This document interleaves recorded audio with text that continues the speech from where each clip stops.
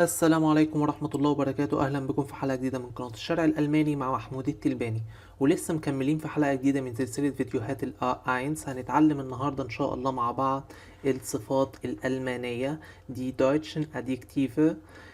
هنتعلم بعض الصفات. احنا خدنا الحلقة اللي فاتت ازاي نكون جملة وقبليها الافعال، فبنبتدي ناخد صفات بحيث انك تبتدي تكون جملة فيها صفات وفيها افعال وفيها نومن زي الكلمات اللي خدناها في الحلقات اللي فاتت. طيب عشان ما اطولش عليكم المقدمة، يلا بينا نبدأ. هنبتدي مع بعض دلوقتي صفات وعكسها.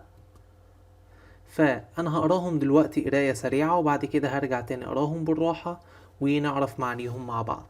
عندنا alt, neue, schnell, langsam, heiß, kalt, süß, sauer, voll, leer, dick, dünn, klein, groß, fleißig, faul, arm, reich, rund, eckig, krank, gesund, hell, dunkel, sauber, schmutzig, schwer, leicht, leise, laut, niedrig, hoch, weich, hart، وعندنا alt und jung. طيب يعني ايه الكلام دوت؟ اولا انا جايب لكم في اول صفحة هنا هوت الصفات وعكسها. تمام، فهنلاقي هنا alt يعني قديم، وعكسها neu يعني جديد، شيء جديد. تاني حاجة عندنا schnell يعني سريع، schnell يعني سريع، langsam يعني بطيء. أنا عايزك تكتب ورايا دلوقتي علشان تعرف المعاني ديت بعدين. فشنيل سريع، langsam بطيء. heiß يعني حار، kalt يعني بارد. heiß kalt. süß يعني شيء مسكر، süß مسكر. sauer يعني حادق أو لاذع. voll يعني مليان، مليء. leer يعني فارغ. dick يعني سميك. dünn يعني رفيع. klein يعني صغير. groß يعني كبير. fleißig يعني مجتهد، طالب مجتهد أو شخص مجتهد. عكسها faul يعني شخص كسول. arm يعني فقير. reich يعني غني، وarm لو جت هنا groß بتبقى نومن بمعنى زراعة، لكن هنا دي صفة. arm فقير، reich يعني غني. rund يعني دايرة أو شيء مدور. x يعني شيء ذو زوايا، جاي من كلمة إك اللي هي زاوية. krank يعني مريض. gesund يعني بصحة جيدة، شخص يعني بصحة لسه بعافيته. hell يعني مضيء، شيء مضيء. dunkel يعني مظلم. sauber يعني نظيف، شيء نظيف. schmutzig يعني قذر أو متسخ. schwer ليها معنيين، بتيجي بمعنى صعب وبتيجي بمعنى تقيل. leicht يعني سهل، يعني سهل. leise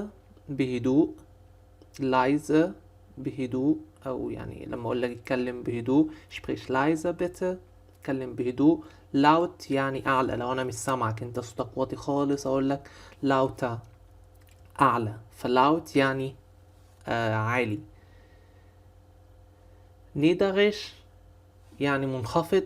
hoch يعني مرتفع. weich يعني ناعم.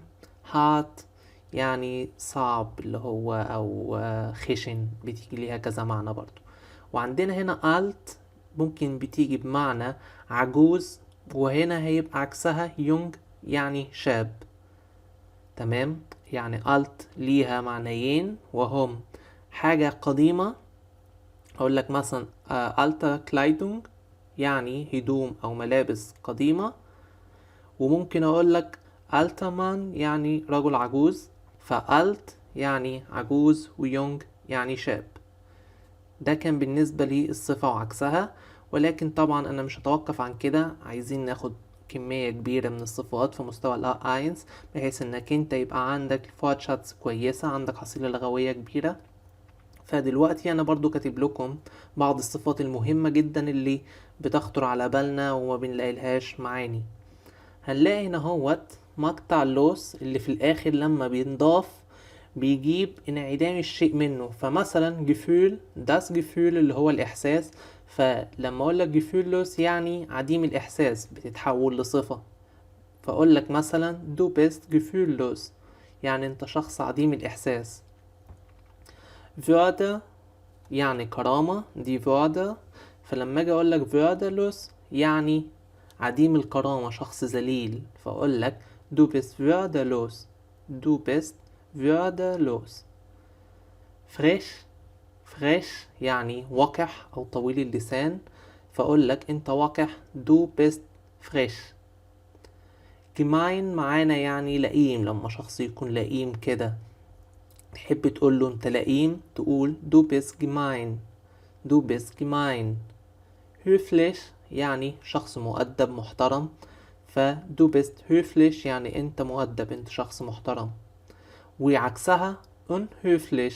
unhöflich يعني غير مؤدب او غير محترم، يعني برضو وقح.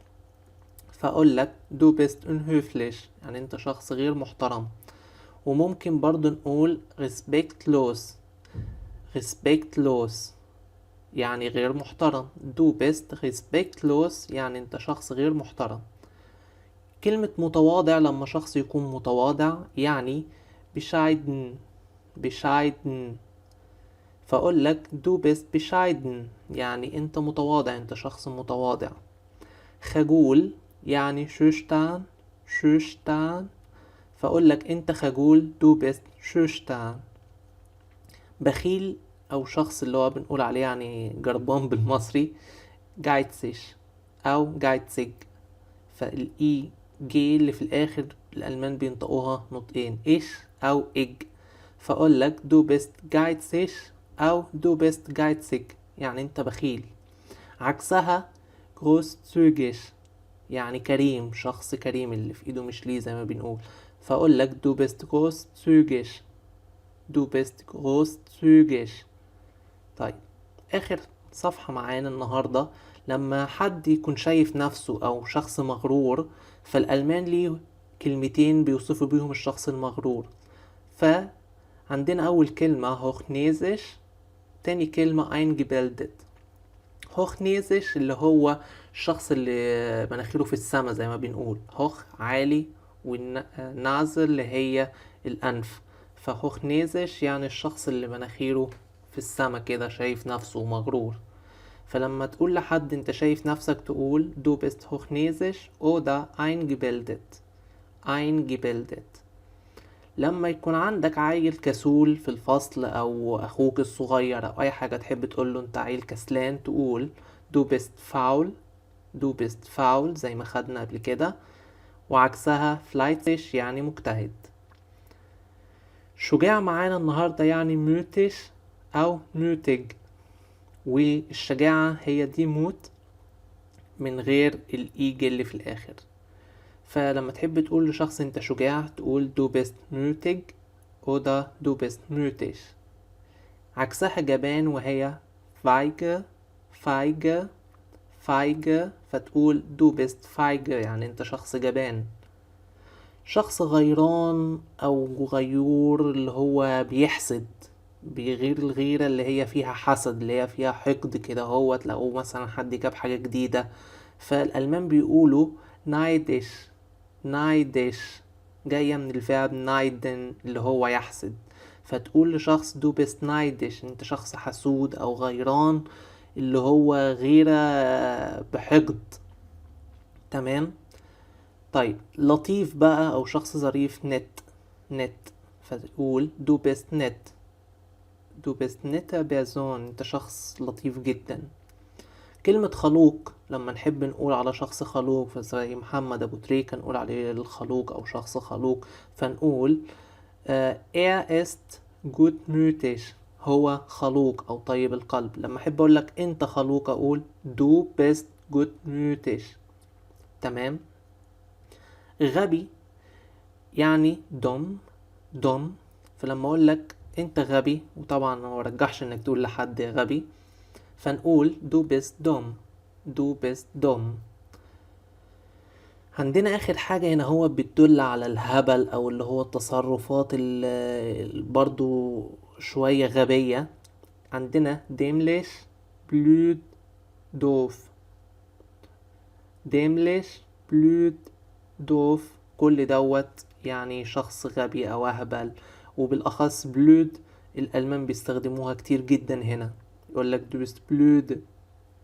bist blöd او يقولك blöde Menschen، يعني ناس اغبياء كده، ناس متخلفة.